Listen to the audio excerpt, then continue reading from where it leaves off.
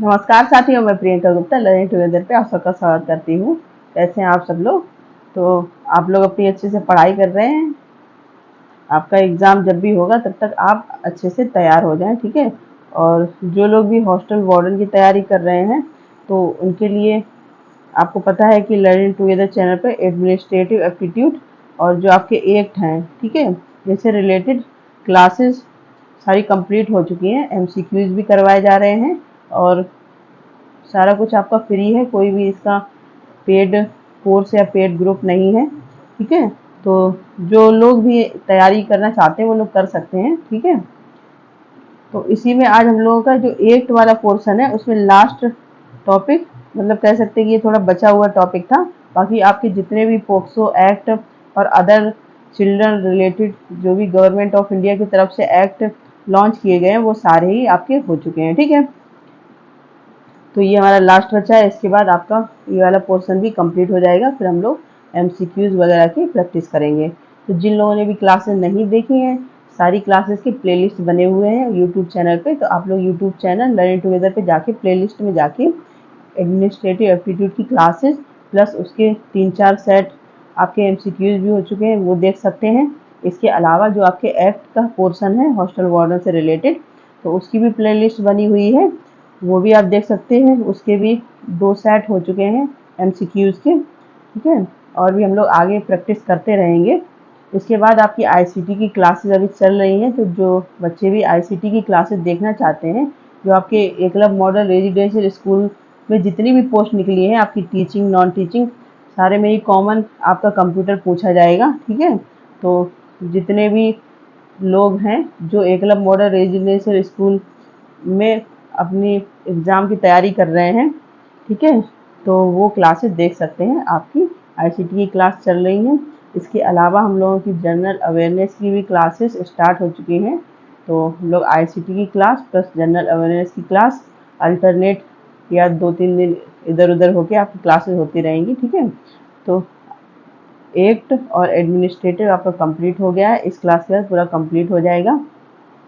तो आप लोग देख सकते हैं सारा कुछ, सारी की प्लेलिस्ट बनी हुई है। तो हम लोग स्टार्ट करते हैं। सबसे पहले इसका थोड़ा सा इंट्रोडक्शन देख लेते हैं कि जो आपका ये child labour prohibition and regulation act है 1986, ठीक है। इसका इंट्रोडक्शन देखेंगे क्यों ये आया, किस लिए बनाया गया। आपको पता है कि बाल मजदूरी पे काफ़ी सरकार काम कर रही है, उसकी रोकथाम के लिए काम कर रही है, क्योंकि बच्चे होते हैं खतरनाक जगहों पे काम करते हैं, उनको स्वास्थ्य से संबंधित बीमारियां होती हैं या फिर और भी चीज़ें हैं। तो उन सबको देखते हुए ये एक्ट बनाए गए हैं, ठीक है। इसमें टाइम के साथ संशोधन भी होते रहते हैं। तो हम लोग इस सिलेबस में जैसे 1986 का एक्ट दिया हुआ है, तो हम लोग 1986 के एक्ट को पढ़ेंगे, ठीक है। तो देखते हैं इसका इंट्रोडक्शन थोड़ा सा। अंतिम उपलब्ध जनगणना 2011 के अनुसार भारत में 10.1 मिलियन बाल श्रमिक हैं। आप यहाँ पे देख सकते हैं कि जो अपना भारत है वहाँ पे ज़्यादा से ज़्यादा संख्या में जो बच्चे हैं वो बाल मजदूरी करते हैं, ठीक है, या करते थे, क्योंकि अभी एक्ट बन गए हैं तो बहुत सारी चीज़ों पर रोक भी लगी हुई है। राष्ट्रीय अपराध रिकॉर्ड ब्यूरो रिपोर्ट 2022 के अनुसार 2021 में बाल श्रम निषेध और विनिमय अधिनियम 1986 के तहत लगभग 982 मामले दर्ज किए गए हैं, ठीक है। तो जब से ये बना है तब से 2022 में एक रिपोर्ट आई है कि इसके तहत इतने मामले दर्ज हुए हैं जिसमें पाया गया है कि बच्चों से बाल मजदूरी करवाई जाती है या किसी कारणवश वो कर रहे हैं, ठीक है। जिनमें सबसे अधिक मामले तेलंगाना में दर्ज किए गए। इसके बाद असम का स्थान है। तो सबसे ज़्यादा कहाँ पे किए गए हैं आपके, जो तेलंगाना राज्य है, यहाँ पे बाल मजदूरी का प्रतिशत काफ़ी देखा गया है। इसके बाद आपका असम भी आता है जहाँ पे बाल मजदूरी काफ़ी होती है, ठीक है। भारत में प्रवासी बच्चों पर कोविड-19 के प्रभाव पर एड एक्ट एक्शन के अध्ययन से पता चला है कि पहली लहर के बाद अपने कामकाजी माता पिता के साथ ईंट बनाने वाले उद्योग में जाने वाले बच्चों की संख्या में दोगुनी वृद्धि हुई है। आपको पता है कि 2019 में कोविड आया था जिसने सारे सिस्टम ही इधर उधर पूरा कर दिया था। उसके बाद क्या हुआ कि अब जो लोग डेली की मजदूरी करके खाना पीना अपना चलाते हैं, अपने परिवार चलाते हैं, तो कोविड के बाद ऐसे हालात हो गए कि जो बच्चे हैं उनकी संख्या बाल मजदूरी में दोगुना हो गई, वो अपने माता पिता के साथ मजदूरी करते हैं। ठीक है, तो बहुत सारी चीज़ें होती हैं जिसमें बच्चों का बचपन खो जाता है। ठीक, यहाँ पे देखते हैं बाल श्रम के खिलाफ अभियान CACL के एक अध्ययन के अनुसार, ये एक बाल श्रम के खिलाफ अभियान चलता है आपका, कैंपेन अगेंस्ट चाइल्ड लेबर, जिसको क्या बोलते हैं CACL। उसने अध्ययन किया और क्या पाया कि सर्वेक्षण में शामिल 818 बच्चों में से कामकाजी बच्चों के अनुपात में 28.2 से 79.6 तक उल्लेखनीय वृद्धि हुई है। तो इस सर्वेक्षण से भी पता चला है कि इतने परसेंट 28% से आप लोग देख सकते हैं कि 79 मतलब पूरा 80% बच्चे जो हैं बाल मजदूरी में गए हैं, कब? कोविड के बाद से। ठीक है, जिसका मुख्य कारण कोविड महामारी और बंदी है, मतलब सारा कुछ बंद कर दिया गया था कोविड में। तो आप लोग देख सकते हैं कितना खराब चीज़ ये हो रही है। ठीक है, स्कूल वगैरह बंद हो गए थे। ठीक है, बहुत सारी चीज़ें हैं, तो बच्चों को क्या हुआ कि इतने परसेंट और वृद्धि हो गई बाल मजदूरी में। अंतर्राष्ट्रीय श्रम संगठन जो आपका ILO है और यूनिसेफ की एक नई रिपोर्ट के अनुसार दुनिया भर में बाल श्रम में बच्चों की संख्या बढ़कर 160 मिलियन हो गई है, जबकि कोविड-19 के प्रभाव के कारण लाखों बच्चे जोखिम में हैं। ठीक है, तो ये लेटेस्ट आंकड़े हैं जो आप लोग यहाँ पे देख सकते हैं, क्योंकि हो सकता है एक दो पॉइंट या मैच ऑफ द फॉलोइंग का कोई क्वेश्चन ऐसा आ जाए। भारत का सबसे बड़े बाल श्रमिक नियोक्ता हैं उत्तर प्रदेश, बिहार, राजस्थान, मध्य प्रदेश और महाराष्ट्र। ठीक, तो जहाँ पे सबसे ज़्यादा कहाँ पे है चाइल्ड लेबर? उत्तर प्रदेश, बिहार, राजस्थान, मध्य प्रदेश और महाराष्ट्र। ठीक है, ये लेटेस्ट न्यूज़ के अकॉर्डिंग है। इसके बाद कि चाइल्ड लेबर एक्ट जो आपका बनाया गया, उसकी क्यों ज़रूरत पड़ी, क्यों ये एक्ट बनाया गया, उसके बारे में भी हम लोग देखेंगे। बाल श्रम एक ऐसी विधि है जहां नाबालिगों को पूर्णकालिक या अंशकालिक आधार पर आर्थिक अभ्यास में नियोजित होने के लिए मजबूर किया जाता है। ठीक, बाल श्रम में क्या होता है कि बच्चों से काम करवाया जाता है, या तो फुल टाइम या पार्ट टाइम, इस प्रकार से। प्रथा के तहत लाए गए बच्चों को स्कूली शिक्षा जैसे मौलिक अधिकारों से वंचित किया जाता है और युवाओं को मानसिक और शारीरिक रूप से आघात पहुंचाया जाता है। ठीक है, तो बच्चे मानसिक रूप से भी और शारीरिक रूप से क्या होते, प्रभावित होते हैं इन सब चीज़ों से। इसके बाद देखते हैं कि कारण क्या रहे। बाल श्रम से संबंधित मूलभूत कारणों को इस प्रकार रेखांकित किया जा सकता है: उचित स्कूली शिक्षा और शिक्षा का अभाव, अनौपचारिक अर्थव्यवस्था का विकास, गरीबी। तो ये कारण रहे हैं कि शिक्षा का अभाव होना, ठीक है, स्कूल की अच्छी सही से व्यवस्था ना होना, ठीक है, या फिर गरीबी सबसे बड़ा कारण है बाल मजदूरी का। बाल श्रम के दुष्परिणाम किशोरों को पीड़ित कर रहे हैं, उन्हें पालन पोषण और विकास के लिए स्वस्थ वातावरण से वंचित कर रहे हैं। ठीक है, कि बाल मजदूरी में जब जो बच्चे लिप्त हो जाते हैं, वो ना उनको अच्छा पालन पोषण मिलता है, ना अच्छा एनवायरनमेंट मिलता है, ना अच्छी शिक्षा मिल पाती है। ठीक है, उनके स्वास्थ्य पे भी काफ़ी हानिकारक प्रभाव पड़ता है। श्रमिक बनने वाले बच्चों को विभिन्न प्रकार के दुर्व्यवहार का सामना करना पड़ता है, जो उन्हें खुशहाल वयस्क बनने से रोकता है। दुर्व्यवहार क्या, आपने और भी एक्ट पढ़े हैं, ठीक है, यौन उत्पीड़न के एक्ट हैं, ये सब चीज़ें हैं। बच्चों को बेच दिया जाता है, तो कहीं ना कहीं इन सब चीज़ों से ये सब चीज़ भी बढ़ती जा रही हैं। ठीक है, चाइल्ड लेबर एंड इंडिया। अब बाल मजदूरी और भारत का कैसा रिश्ता है यहाँ पे देख सकते हैं। बाल श्रम निषेध और विनिमय अधिकार 1986 के अनुसार 14 वर्ष या उससे कम उम्र के बच्चों को खतरनाक व्यवसाय में शामिल होने की सख्त मनाही है। कितने? 14 उम्र के बच्चे या उससे कम के। तो आपको ये चीज़ याद रखनी है, ये एग्जाम में पूछ सकते हैं। उससे कम, जो 14 साल से जो भी कम होंगे, ठीक है, उम्र के, तो उनको सख्त मनाही है इस एक्ट के अनुसार। ठीक है, सरकार ने कुछ पहल की है जिसमें शामिल है वर्ष सरकार द्वारा पहल 1979, ये कह सकते हैं सरकार की तरफ से योजनाएं चलाई गई कि बाल श्रम को रोकने के लिए। गुरु पद्मस्वामी समिति को बाल श्रम मुद्दे का विश्लेषण और निपटने के लिए नामित किया गया था। 1986 बाल श्रम निषेध एवं विनिमय अधिनियम 1986 पारित किया गया। 2016 में बाल श्रम निषेध और विनिमय संशोधन अधिनियम 14 वर्ष से कम उम्र के युवाओं के रोजगार पर रोक लगाता है। फिर 2016 में भी इसमें संशोधन किया गया, 2017 में भी आया, 2017 विनिमय संशोधन बाल श्रम के खिलाफ व्यापक रूपरेखा। ठीक, इस प्रकार से ये संशोधन भी आपके आते रहे हैं। अब जो हमारा मेन एक्ट है 1986 का, उसकी क्या क्या मेन फीचर्स हैं वो हम लोग देखते हैं, क्या विशेषताएं हैं। तो यहाँ पे विशिष्ट व्यवसाय और प्रक्रियाओं में 14 वर्ष से कम उम्र के बच्चों के रोजगार पर प्रतिबंध लगाना। ठीक है, प्रतिबंधित व्यवसाय और प्रक्रियाओं की अनुसूची में संशोधन पर निर्णय लेने के लिए प्रक्रिया तैयार करना, मतलब जो भी प्रक्रियाएं चल रही हैं उस प्लानिंग बनाना, उन पर कुछ सख्त निर्णय लेना जिससे कि बाल मजदूरी को रोका जा सके। रोजगार में बच्चों की कार्य स्थितियों को व्यवस्थित करें जहां उन्हें काम करने से प्रतिबंधित ना किया जाए। ठीक है, मतलब रोजगार भी अगर है तो उसमें भी कुछ ऐसी व्यवस्था बनाई जाए कि उनको कुछ जगहें हैं जहाँ पे बिल्कुल भी कार्य नहीं करना चाहिए, या फिर जैसे कुछ जगहें हैं वहाँ पे अलाउ भी किया गया है कि ज़्यादा मजबूरी है, कोई दिक्कत है अपने परिवार के साथ, वो कर सकते हैं।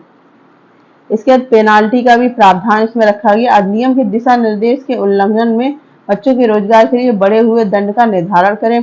बाल श्रम का गठन करने के लिए केंद्र सरकार को सशक्त बनाना। तकनीकी सलाहकार समिति केंद्र सरकार को बाल श्रम निषेध और विनिमय अधिनियम 1986 से जुड़ी अनुसूची में व्यवसाय और प्रक्रियाओं को जोड़ने की सलाह देना। ठीक, तो इससे जुड़ी कमेटियां बनी जो इस पे काम करेंगी और ऐसे व्यवसाय उत्पन्न करना जिससे कि बाल मजदूरी उतना खतरनाक ना रहे जितना होता था पहले के टाइम में। ठीक है, जो बच्चों के स्वास्थ्य मतलब उनकी फिजिकल या मेंटल हेल्थ पे किसी प्रकार का असर करे। इसके बाद इसके कुछ और फीचर्स हैं वो भी हम लोग देख लेते हैं। भारत में बाल श्रम रोजगार की दर को कम करना, बच्चों के जीवन और पालन पोषण के खतरनाक जोखिमों को कम करना। तो इसका उद्देश्य क्या है कि जो बाल श्रम है उसको कम करें और जो खतरनाक जोखिम भरे काम है उसमें भी उनको यूज ना किया जाए। ठीक है, यह स्पष्ट करते हुए कि बच्चों के अधिकार अविभाज्य और ये स्पष्ट करते हुए कि बच्चों के अधिकार अविभाज्य हैं। उल्लिखित दिशा निर्देश के बाद यदि कोई नियोक्ता नियमों और विनियमों का उल्लंघन करते हुए पाया जाता है तो वे दंड के लिए उत्तरदायी होंगे। अगर कोई ऐसा पाया जाता है जो जबरदस्ती बच्चों से काम करवा रहा है या उनकी मर्जी के खिलाफ करवा रहा है तो उनको दंड का भी प्रावधान रखा गया है, जिसमें जुर्माना, कारावास या दोनों शामिल हो सकते हैं। तो दंड का प्रावधान भी अलग अलग तरीके से रखा गया है, कितनी कौन सी चीज गंभीर है उसी प्रकार से आपको सजा भी मिलेगी। ठीक है, हालांकि बाल श्रम निषेध और विनिमय अधिनियम 1986 के बाद बाल श्रम में कमी आई है, लेकिन अशिक्षा और गरीबी के कारण ये कुप्रथा अभी भी समाज में कायम है। मतलब जब से ये एक्ट बना है तब से काफी इसमें सुधार भी देखने को मिला है, लेकिन गरीबी हो गई आपकी या शिक्षा का अभाव हो गया, उसकी वजह से ये सब चीज़ें अभी भी व्याप्त हैं। इसके बाद जब से कोविड आया है तब से आपको पता है कि सारी चीज़ें गरीब लोगों के लिए, मिडिल क्लास के लिए या जो भी हैं सबके लिए ही काफ़ी चीज़ें कठिनाई भरी हो गई हैं। ठीक है, ऐसे में सबसे ज़्यादा जो बच्चे हैं उन पे काफ़ी प्रभाव इन सब चीज़ों का पड़ता है। ठीक है, इस मुद्दे पर काबू पाने के लिए समुदाय को इस अनैतिक प्रथा के बारे में अधिक जागरूकता पैदा करने की सामूहिक जिम्मेदारी लेनी होगी।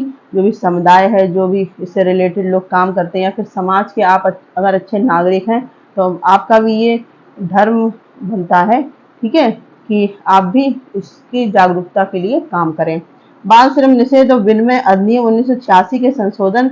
सूचीबद्ध बाल श्रम निषेध और विनिमय अधिनियम 1986 के संशोधन हैं। जो संशोधन इसमें कब कब हुए, 2016 में और 2017 में इसमें संशोधन भी हुए हैं। ठीक है, इसके 2016 का जो है उसको भी थोड़ा देख लेते हैं क्या क्या संशोधन हुए। तो बाल और किशोर श्रम निषेध अधिनियम 1986 2016 में संशोधित इस प्रकार बताया गया है। इस संशोधन के अनुसार देश की सरकार अधिनियम की अवहेलना करने वाले नियोक्ताओं के लिए अधिक कठोर दंड का प्रावधान करेगी। जो आपके दंड दिए जाते थे, जब 2016 का संशोधन आया तो उसमें और भी कठिन चीजें इंक्लूड की गई क्योंकि और अच्छे से इस चीज को रोका जाए। ठीक है, यह अधिनियम सरकार को असुरक्षित परिस्थितियों में काम करने वाले बच्चों को काम करने पर प्रतिबंध लगाने की भी अनुमति देता है। तो ये सरकार में ये भी दिखाया गया कि ऐसी कोई जगह या ऐसी कोई चीज है जहाँ पे बच्चे का जीवन कह सकते हैं खतरे में है, तो उन पे पूरी तरह रोक भी लगाया जा सकता है। ठीक है, 2017 में भी आपका संशोधन हुआ। इसमें क्या कहा गया, किशोरों और युवाओं श्रमिकों को रोकने, प्रतिबंधित करने, पुनः प्राप्त करने और पुनः स्थापित करने के लिए एक विशेष ढांचा बनाया गया था। अधिनियम के तहत काम के घंटों और शर्तों के संबंध में दूरदर्शी कर्मचारियों के खिलाफ सुरक्षा। ठीक, तो इसमें घंटे भी तय किए गए, आपका जो अपडेट होके आया, और भी चीजें इसमें बढ़ाई गई, दंड का प्रावधान भी बढ़ाया गया। तो इसमें संशोधन टाइम टू टाइम होते भी रहते हैं। ठीक है, अब सरकार की तरफ से कौन कौन सी योजनाएं चलाई, कौन कौन से इनिशिएटिव चलाए गए, ये भी हम लोग देखेंगे बाल श्रम को रोकने के लिए। ठीक है, सबसे है कि शिक्षा का अधिकार, ये हम लोग अलग से भी इसकी क्लास कर चुके हैं। जिन लोगों ने इसकी क्लास नहीं देखी है वो जो आपका एक्ट वाली प्लेलिस्ट बनी हुई है, ठीक है, उसमें जाके देख सकते हैं। तो अनुच्छेद 21A, ठीक, इसके तहत क्या बोला गया कि जो शिक्षा को प्रत्येक बच्चों से मौलिक अधिकार, बच्चों को मतलब शिक्षा लेना उनका मौलिक अधिकार है 6 से 14 साल। ठीक है, अगर दिव्यांग बच्चा है तो कितना, ये भी आपको याद रखना है। अगर नॉर्मल बच्चा है तो 6 से 14 और दिव्यांग है तो 6 से 18।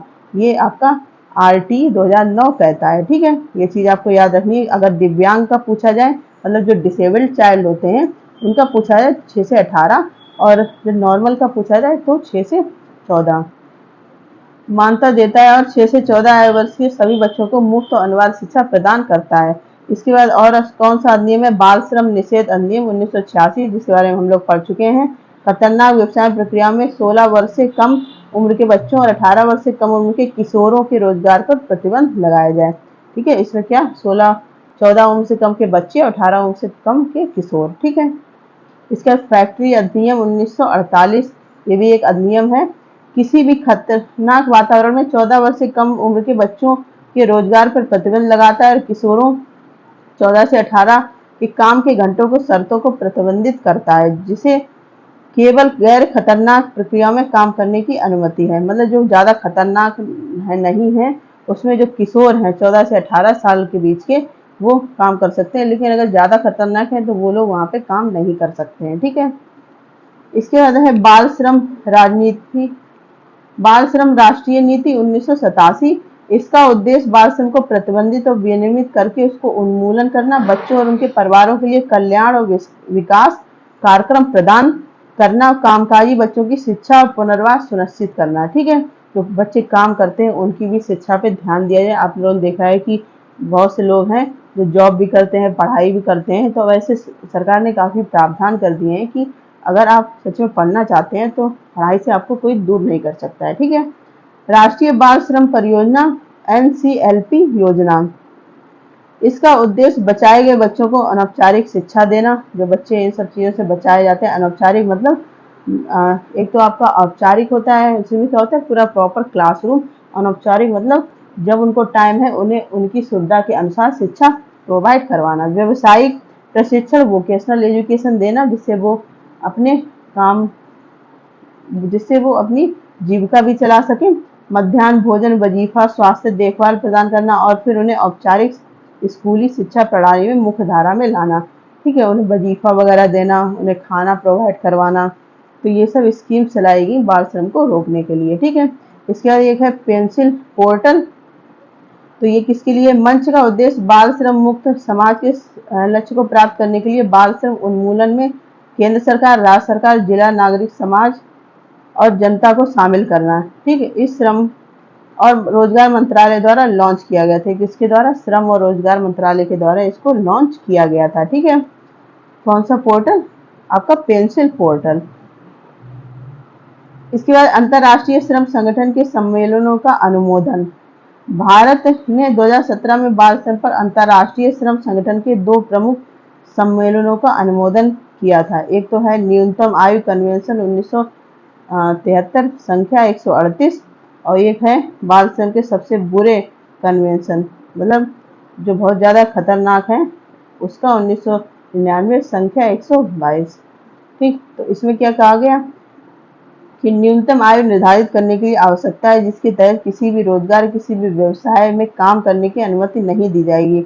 न्यूनतम आयु कितनी होनी चाहिए, स्कूली शिक्षा पूरा करने की आयु से कम नहीं होनी चाहिए, किसी भी स्थिति में 15 वर्ष से कम नहीं होनी चाहिए। हालांकि विकासशील देश शुरू में न्यूनतम आयु 14 वर्ष निर्दिष्ट कर सकते हैं। एक और जो दूसरा इसमें है, जबरन श्रम, तस्करी सहित बाल श्रम के सबसे बुरे रूपों को निषेध उन्मूलन का आह्वान करता है। सशस्त्र संघर्ष में बच्चों का उपयोग, वेश्यावृत्ति, अश्लील साहित्य, अवैध गतिविधियों जैसे नशीली दवाओं की तस्करी के लिए बच्चों का उपयोग और खतरनाक काम जिससे बच्चों के स्वास्थ्य, सुरक्षा या नैतिकता को नुकसान पहुंचे। तो इसमें आप लोग देख सकते हैं जो ऐसे काम हैं जो बहुत ही खतरनाक साबित होते हैं, उनके लिए अलग से ही आपका कन्वेंशन बनाया गया। ठीक है। इसके बाद भारतीय संविधान के अनुच्छेद 23, ये कुछ इम्पोर्टेंट आपके अनुच्छेद हैं, आर्टिकल हैं जो चाइल्ड लेबर से रिलेटेड हैं, के अनुसार किसी भी प्रकार का जबरन श्रम निषेध है। किसके? आर्टिकल 23 के हिसाब से। अनुच्छेद 24 जो है वो क्या कहता है कि 14 वर्ष से कम उम्र के बच्चों को कोई भी खतरनाक काम करने के लिए नियोजित नहीं किया जा सकता है। ठीक है। इसके बाद अनुच्छेद 39 है आपका, जिसमें कहा गया है कि श्रमिकों, पुरुषों, महिलाओं के स्वास्थ्य, ताकत और बच्चों की कोमल उम्र का दुरुपयोग नहीं किया जाएगा। तो मतलब बच्चों, महिलाओं, पुरुषों किसी भी प्रकार से उनके दुरुपयोग नहीं कर सकते हैं आप। ठीक है। तो ये आर्टिकल भी आपको याद रखने हैं एक एक बार पढ़ के। ठीक।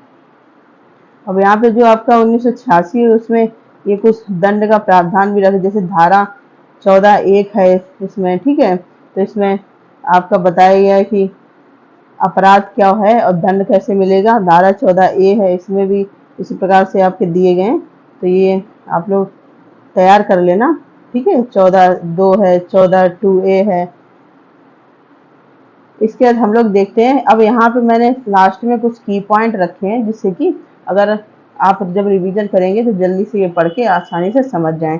तो की पॉइंट क्या है, जो 1986 का आपका ये एक्ट है उसके हिसाब से। तो इसका नाम क्या है? बाल श्रम निषेध और विनिमय अधिनियम। कभी कभी इसका नाम भी पूछ लेते हैं, तो आपको ये नाम हिंदी और इंग्लिश दोनों में पता होना चाहिए। ठीक है। बाल श्रम निषेध और विनिमय अधिनियम 1986। अब विस्तार का मतलब ये कहाँ कहाँ पे यूज होता है, ये तो पूरे भारत में यूज होता है, आपका जम्मू और कश्मीर में भी। ठीक है। इसमें अनुभाग मतलब शेड्यूल, सॉरी, इसमें अनुभाग मतलब आपके सेक्शन कितने? 26 सेक्शन है जिसके 4 भाग हैं। ठीक है। तो यहाँ पे देखो, देख सकते हैं क्या क्या है। जो आपका सेक्शन 1 और 2 है इसमें प्रारंभिक चीजें कुछ बताई गई हैं। 3 से 5 में निषेध, मतलब किन किन चीजों से निषेध है। 6 से 13 में विनिमय बताया गया है। ठीक है। इसके बाद 14 से 26 में विविध, मतलब और सारी चीजें इंक्लूड हैं। ठीक है। विनिमय का मतलब कौन कौन से नियम है, किन किन नियम के तहत काम किया जा सकता है और नहीं किया जा सकता है। ठीक है। इसके बाद इसका एक शेड्यूल भी है जिसमें 2 भाग है। अब इसमें भाग 1 में व्यवसाय है 18, जिसमें 18 व्यवसाय पर्टिकुलर इसमें नाम दिए गए, वो आपको याद नहीं करना है। ये आप याद रखो कि 18 ऐसे व्यवसाय हैं जिनमें बच्चों को बिल्कुल भी काम करने की मनाही है। ठीक है। प्रक्रिया 65 ऐसी प्रक्रियाएं हैं, उसके कुछ नियम है जिसमें बच्चे काम कर सकते हैं कुछ नियम के तहत। ठीक है। इसके बाद बाल श्रम निषेध विनिमय, कुल नियम कितने? 17। इसमें भी 2 आपके हैं, रजिस्टर का रख रखाव अधिष्ठाता द्वारा किया गया आयु प्रमाण पत्र। ठीक है। ये इतना इम्पोर्टेंट नहीं है। अब हम लोग यहाँ देख लेते हैं कि ऑब्जेक्ट मतलब ऑब्जेक्टिव उद्देश्य क्या है। ठीक है। 14 वर्ष से कम उम्र के बच्चों की भागीदारी पे रोक लगाना। कहाँ कहाँ पे? कारखानों में, खदानों में, खतरनाक रोजगार, जो कारखाने ऐसे हैं खतरनाक हैं, ठीक है, जहाँ पे उनकी स्वास्थ्य से संबंधित बीमारियां हो सकती हैं या फिर स्वास्थ्य को इफेक्ट कर सकते हैं, तो वहाँ पे बच्चों की रोक लगाना। कितने? 14 वर्ष से कम। कुछ अन्य बेरोजगार में उनके काम की शर्तों को विनियमित करना। कुछ रोजगार हैं जिसमें वो काम कर सकते हैं, लेकिन कब, वो भी अलग से अभी हम लोग पढ़ेंगे। शर्तें कौन कौन सी शर्तें हैं। तो यहाँ पे जो आपका सेक्शन 3 है, यहाँ पे सेक्शन 3, इसलिए मैंने यहाँ पे 3 लिख दिया है। तो इस सेक्शन 3 में क्या होता है कि provision of employment of children, बच्चों को कहाँ कहाँ अनुमति नहीं है। ठीक है। किसी भी बच्चे को नियोजन नहीं किया जाएगा या काम करने की अनुमति नहीं दी जाएगी। कहाँ पे? अनुसूची के भाग 1 में निर्धारित किसी भी व्यवसाय में, जो आपका अनुसूची 1 है, ठीक है, उसमें जो आपके 18 अभी हम लोगों ने पढ़े थे व्यवसाय हैं, उसमें से कोई भी अगर है तो किसी भी कार्यशाला में जहां अनुसूची के भाग बी में निर्धारित किसी भी प्रक्रिया को चलाया जाता है। अब अनुसूची ये आप याद रखना, अभी हम लोग देखा था यहाँ पे कि ये देखो शेड्यूल है, इसमें 2 अनुसूची ये भाग दिए गए हैं, तो 18 वेबसाइट 65 प्रक्रिया। ठीक है, मतलब कि यहाँ पे कर सकते हैं लेकिन कुछ नियम के अनुसार। किसी भी कार्यशाला में जहाँ कोई भी प्रक्रिया अधिभागी द्वारा अपने परिवार की सहायता से की जाती है, मतलब अगर उसका परिवार की मदद से कोई बच्चे काम कर रहे हैं या परिवार के साथ कर रहे हैं तो वो वहाँ पे कर सकते हैं।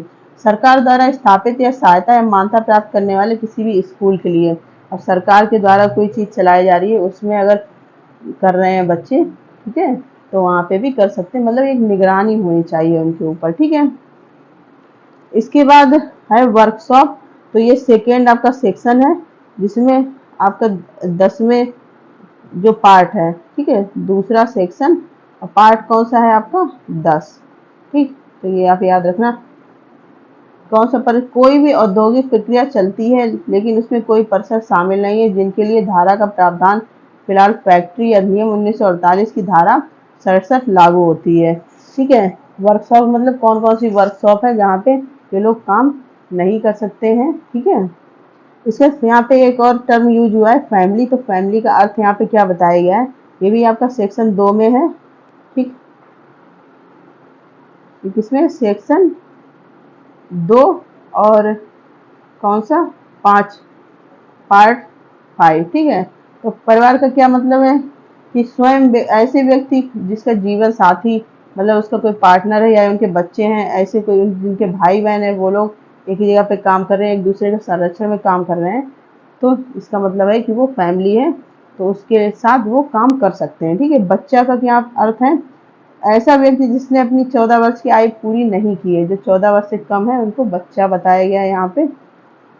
इसकी बात कहाँ गई आपके 2 सेक्शन और पार्ट 1 में। ठीक है, इसके regulation of conditions of work, अब कौन कौन से कंडीशन है काम करने के, धारा 6 से 13 बच्चों के काम करने की स्थितियों के विनिमय की संबंधित है। इन धाराओं के प्रावधान लागू होते हैं किसी प्रतिष्ठान या प्रतिष्ठानों के एक वर्ग में धारा 3 में उल्लिखित कोई भी व्यवसाय या प्रक्रिया चालू नहीं है।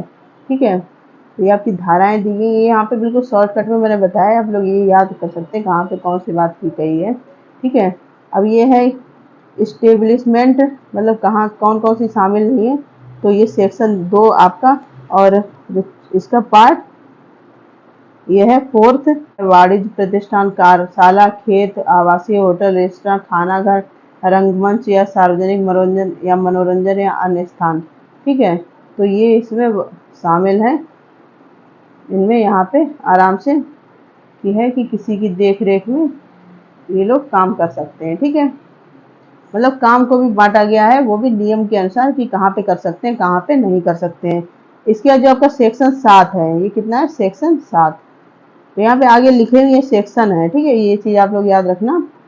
तो इसमें घंटे और पीरियड ऑफ वर्क बताया गया है, किसी भी प्रतिष्ठान में ऐसे घंटों में अधिक जो ऐसे प्रतिष्ठान या प्रतिष्ठानों वर्ग के लिए निर्धारित किए जा सकते। प्रतिष्ठान कौन कौन से यहाँ पे आप लोग देखे थे, ये सारी चीजें। ठीक है, काम की अवधि 3 घंटे से अधिक नहीं होगी और कोई भी बच्चा 3 घंटे से अधिक काम नहीं करेगा। ठीक है, कम से कम 1 घंटे के आराम अंतराल के बिना काम की कुल अवधि 6 घंटे से अधिक नहीं होनी चाहिए। सबसे पहले तो 3 घंटे काम करेगा बच्चा, ठीक है, इन प्रतिष्ठानों में, ये आपके दिए गए, ये याद रखना। ठीक है, और वो भी 3 घंटे के बाद उसको 1 घंटे का रेस्ट दिया जाएगा, फिर टोटल 6 घंटे। ठीक, 3 घंटे तक काम करेगा, फिर 1 घंटे का उसको रेस्ट दिया जाएगा, आराम करेगा वो। ठीक है, फिर उसके बाद फिर काम कर सकता है, मतलब टोटल लेकिन कितने, 6 घंटे, 6 घंटे से अधिक वो काम नहीं करेगा। ठीक है, इसके बाद बच्चों की अनुमति आवश्यकता नहीं दी जाएगी। क्या क्या चीजें हैं यहाँ पे, शाम 7 बजे के बीच काम करना। ठीक है, शाम 7 बजे के बीच ही काम करेगा, और सुबह मतलब शाम 7 बजे से सुबह 8 बजे तक बच्चे से कोई भी काम नहीं करवाया जाएगा, ये चीज आपको याद रखनी है। ठीक है, और बच्चा का मतलब क्या है, 14 साल से कम। ठीक, ये भी याद रखना है। कार्यालय के समय से अधिक काम करने के लिए, मतलब जो भी जहाँ भी वो काम कर रहा है उसके टाइम से अधिक, मतलब ओवर टाइम नहीं कहते कि ओवर शिफ्ट लगाइए, ओवर काम किया है, तो बच्चे यहाँ पे ऐसे नहीं करेंगे। ठीक है, एक ही दिन में दो अलग अलग प्रतिष्ठानों में काम करना। अब ऐसा नहीं है कि एक ही दिन में वो दो अलग अलग स्कूल, मान लो कि कोई मिठाई की दुकान पे काम कर रहा है, ठीक है, या फिर कहीं पे बर्तन धोने का काम कर रहा है, तो इस प्रकार से दो जगह काम नहीं करेगा वो, ठीक है। इसके बाद हॉलीडे की भी रखा गया, वीकली हॉलीडे, जो आपके सेक्शन 8 में ये बात कही गई है, ठीक है। तो ये आगे अभी फिर से मैं बता दे रही हूँ कि ये आपका सेक्शन है, ठीक है।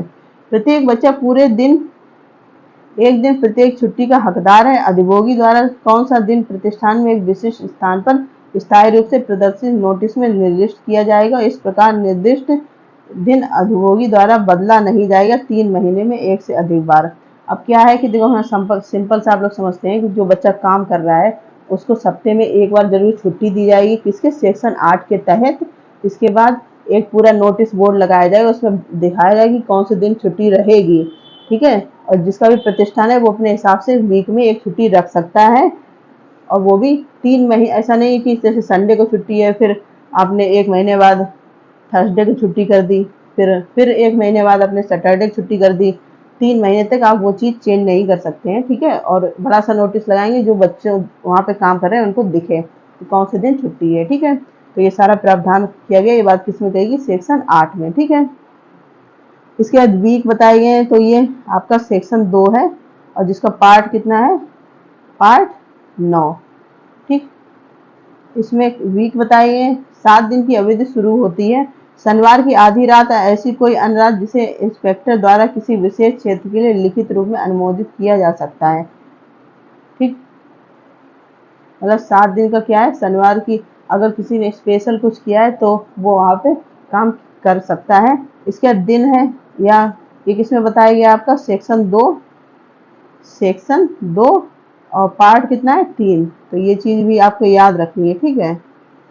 का अर्थ है आधी रात से शुरू होने वाली 24 घंटे की अवधि। दिन कौन सा है, आधी रात से जो शुरू होता है, रात में 12 बजे से स्टार्ट होता है ना, फिर से 12 बजे तक 24 घंटे की अवधि, ठीक। इसके बाद नोटिस टू इंस्पेक्टर, ये आपका सेक्शन 9 में बात की गई है। प्रत्येक अधिभोगी ऐसे रोजगार की तारीख से 30 दिनों की अवधि के भीतर उस निरीक्षक को एक लिखित नोटिस भेजेगा जिसकी स्थानीय सीमा के भीतर प्रतिष्ठान स्थित है। इसमें निम्नलिखित विवरण होंगे, ठीक है। कौन कौन से विवरण होंगे, प्रतिष्ठान का नाम और स्थिति, प्रतिष्ठान के वास्तविक प्रबंधन में शामिल व्यक्ति का नाम, प्रतिष्ठान से संबंधित संचार का पता भेजा जाना, प्रतिष्ठान में किए गए व्यवसाय प्रक्रिया की प्रवृत्ति। मतलब ये सारी चीजें रजिस्टर्ड भी होनी चाहिए, ठीक है। कहाँ पे, जो भी इंस्पेक्टर वगैरह है वहाँ पे, ठीक है। इसके बाद है ओक्यूपायर, ये किसमें आपका, सेक्शन 2, और पार्ट कितना है, 6, ठीक। उसमें इस प्रकार की बात की, किसी प्रतिष्ठान या कार्यालय के संबंध में। इसका अर्थ है व्यक्ति जिसका प्रतिष्ठान या कार्यशाला के मामले पर अंतिम निर्णय होता है, ठीक है। यहाँ पे ओक्यूपायर मतलब जो किसी चीज का काम कर रहा है, तो उसमें कौन शामिल है वो यहाँ पे बताया गया आपका सेक्शन 2, और पार्ट कितना है, 6 में, ठीक है। इसके बाद सेक्शन 11 है आपका मेंटेनेंस ऑफ रजिस्टर्स। तो जो भी प्रतिष्ठान है वहाँ पे जो भी बच्चे काम कर रहे हैं वो सबका मेंटेनेंस रखेगा, रजिस्टर्स रखेगा, ठीक है। कितने घंटे बच्चे काम कर रहे हैं, ये सारी चीज़ें तो उसको रखी जाएंगी। ये सब किसमें बताइए, आपका सेक्शन 11 में मेंटेनेंस और रजिस्टर है। सेक्शन 12 में आपका डिस्प्ले ऑफ नोटिस है, ठीक है। प्रत्येक रेलवे प्रशासन, प्रत्येक बंदरगाह प्राधिकरण और प्रत्येक अधिभोगी अपने रेलवे के प्रत्येक स्टेशन पर बंदरगाह की सीमा के भीतर कार्यस्थल पर जैसे भी मामला एक विशिष्ट और सुलभ स्थान पर प्रदर्शित करेगा। ये स्थानीय और अंग्रेजी भाषा में नोटिस धारा 3 और 14 का सार शामिल है, ठीक है। मतलब कोई भी चीज़ है कि उसका इस प्रकार से काम हो रहा है, जैसे आपने देखा है सरकार की तरफ से कोई काम हो रहा है, इसमें बताइए कि सरकारी अगर कोई काम है तो वहाँ पे काम कर सकते हैं, क्योंकि वो सरकार की निगरानी में हो रहा है। तो वहाँ पे भी नोटिस वगैरह जो भी इम्पोर्टेंट है वो लगाए जाएंगे, ठीक है।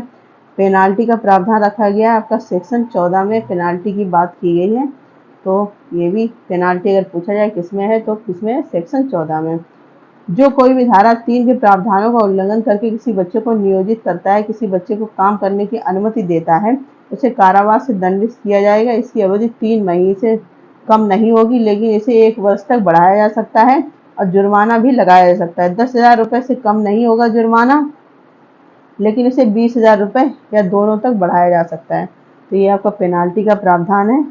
यहाँ पे और भी पेनाल्टी है। धारा 3 के तहत अपराध के किसी दोषी अगर ठहराया गया है, वह बाद में वैसे ही अपराध करता है, मतलब एक बार दोषी ठहर चुका है, फिर से कोई अपराध करता है उसी प्रकार का, तो उसे कारावास की सजा दी जाएगी, जिसकी अवधि 6 महीने से कम नहीं होगी, लेकिन 2 साल तक बढ़ाया जा सकता है। ठीक है, मतलब ये तो ये वाली सजा थी कि पहली बार में।